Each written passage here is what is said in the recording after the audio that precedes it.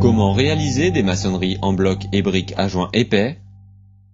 En plus de la caisse à outils traditionnelle, il nous faut une bétonnière, une pelle, une tronçonneuse à disque, un fer à joint, un laser et une massette. Côté matériaux, on vérifie que tout est bien sur le chantier, les blocs, le ciment, le sable, l'eau, l'adjuvant, le colorant, les aciers et une planche de bois. Pour votre sécurité, n'oubliez pas les gants, le casque, les lunettes, les protections auditives, le masque et les chaussures de sécurité. Première étape, la pose du premier rang. Dessinez l'implantation des murs avec le cordeau à tracer.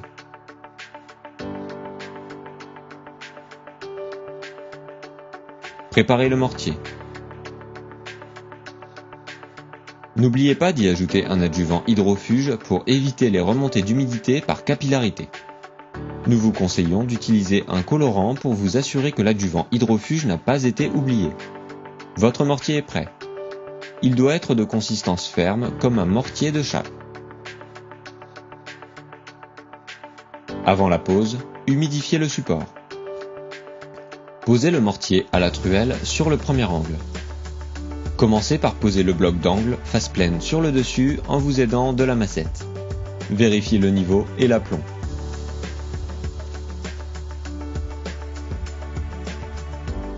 Faites de même de l'autre côté. Utilisez le laser pour l'altimétrie entre vos deux blocs.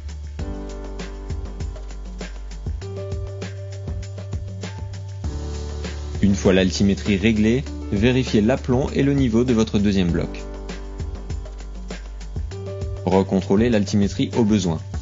Après la pose de vos deux blocs d'angle, tendez votre cordeau sur la face extérieure du mur.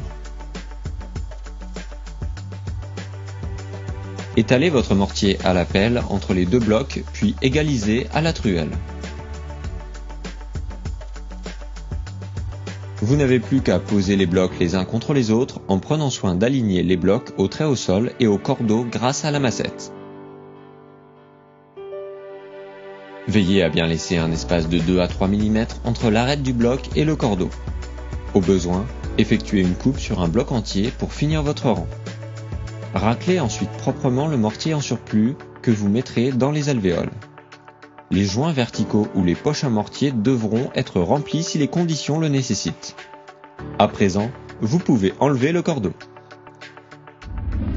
Deuxième étape, la pose des rangs suivants.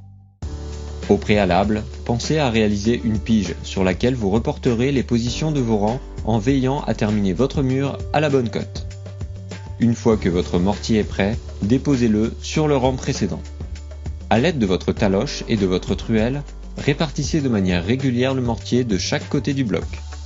Mettez en place votre bloc d'angle en le réglant bien correctement sur le mortier. Le décalage des joints verticaux de deux assises successives doit être compris entre le premier et le deuxième tiers du bloc précédent. Vérifiez l'altimétrie à l'aide de votre pige. Réglez l'aplomb, le niveau et l'alignement. Faites de même sur l'angle opposé. Posez votre mortier, posez votre bloc, réglez-le. Tendez votre cordeau entre les deux blocs sur le côté extérieur du mur. À présent, posez votre mortier sur le rang avec la même technique afin d'obtenir un joint régulier et sans rupture.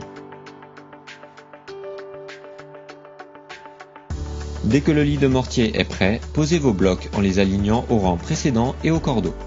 Réglez leur position avec la massette. Raclez le surplus avec la truelle. Remplissez les poches à mortier si les conditions le nécessitent, comme pour le rang 1. En cas de façades apparentes, vous veillerez à passer un coup de fer sur vos joints pour en améliorer l'aspect. Troisième étape, le chaînage. Faites une ouverture dans vos premiers blocs poteaux afin de retirer le mortier. La section des armatures ne doit pas être inférieure à 1,5 cm². Assurez-vous que le béton remplisse bien parfaitement l'intégralité du chaînage.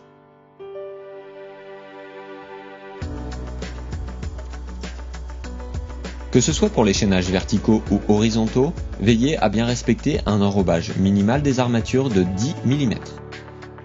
Pour les chaînages verticaux, il vous est recommandé de couler tous les 1,50 m. Et voilà, à présent, c'est à vous de jouer.